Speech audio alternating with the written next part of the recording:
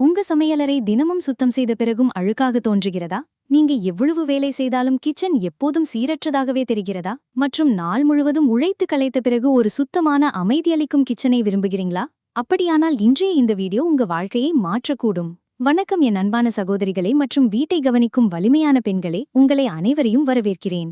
இன்றைய வீடியோ தன் வீட்டை அன்புடன் பராமரிக்கும் ஆனா சில நேரங்களில் கிச்சன் வேலைகளால் சோர்ந்து போகும் ஒவ்வொரு பெண்ணுக்கான வீடியோ.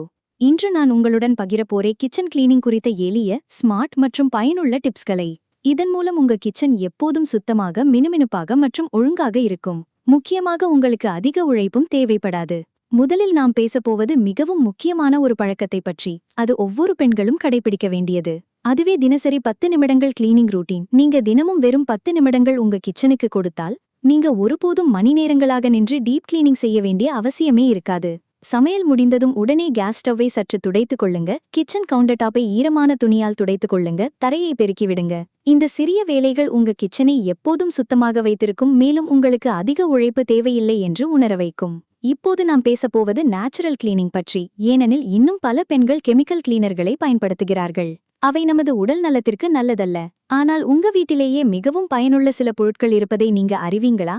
அவை எந்த விலையுயர்ந்த கிளீனருக்கும் குறைவில்லை. உதாரணமாக எலுமிச்சை, பேக்கிங் சோடா மற்றும் வினிகர். இந்த 3 பொருட்களை பயன்படுத்தி நீங்க உங்க கேஸ் ஸ்டவ், சிங்க் மற்றும் டைல்ஸை மிகவும் எளிதாக சுத்தம் செய்யலாம். இவை அழுக்கை மட்டுமல்லாமல் பாக்டீரியாவையும் அழிக்கின்றன, மேலும் கிச்சனை சுத்தமாக வைத்திருக்கும். இப்போ மிகப்பெரிய பிரச்சனை கேஸ் ஸ்டவ் சுத்தம். கேஸ் ஸ்டவ் மிகவும் விரைவில் அழுக்காகி விடுகிறது. அதில் படியும் எண்ணெய் பிசுபிசுப்பை சுத்தம் செய்வது கடினமாக தோன்றும். ஆனா நீங்க ஒரு சிறிய ட்ரிக்கை பயன்படுத்தினால் இந்த வேலை மிகவும் எளிதாகிவிடும்.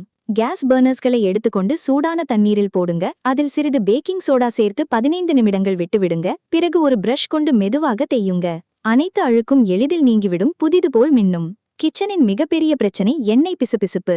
அது மெதுவாக எல்லா மூலைகளிலும் சேர்ந்துவிடும். அதை சுத்தம் செய்ய சூடான தண்ணீரில் சிறிது டிஷ்வாஷ் லிக்விட் கலந்து ஒரு மைக்ரோஃபைபர் துணியால் துடைக்கவும். நீங்க வாரத்தில் ஒருமுறை இதை செய்தால் உங்க கிச்சன் எப்போதும் சுத்தமாகவும் புத்துணர்ச்சியாகவும் இருக்கும். இப்போது கிச்சன் சிங்க் பற்றி பேசலாம். சிங்க் சுத்தமாக இல்லையெனில் கிச்சன் முழுவதும் அழுக்காக தோன்றும்.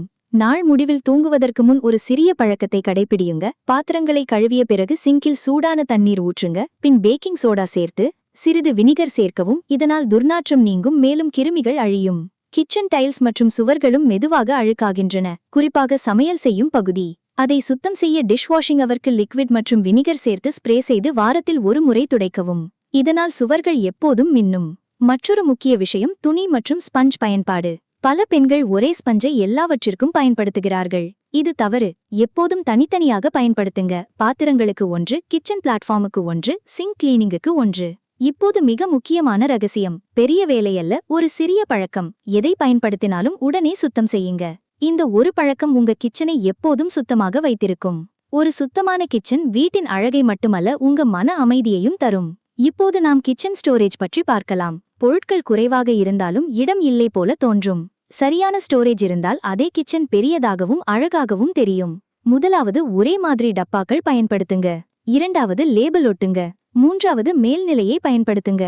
நான்காவது, சுவரிடத்தை பயன்படுத்துங்க. உங்க கிச்சனுக்கு ஏற்ற ஆர்கனைசர்களை பயன்படுத்துங்க.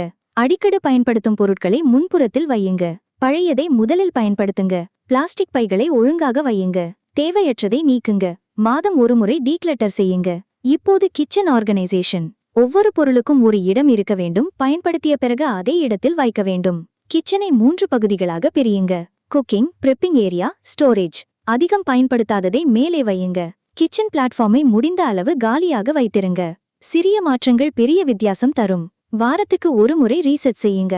முக்கியம் ஒழுக்கம். ஒரு ஒழுங்கான கிச்சன் உங்க வாழ்க்கையையும் எளிதாக்கும். இந்த வீடியோ பிடித்திருந்தால் லைக் செய்யுங்க. மறக்காம சாய் கிருத்திக் சேனலை சப்ஸ்கிரைப் செய்யுங்க. அடுத்த வீடியோவில் சந்திக்கலாம். நன்றி.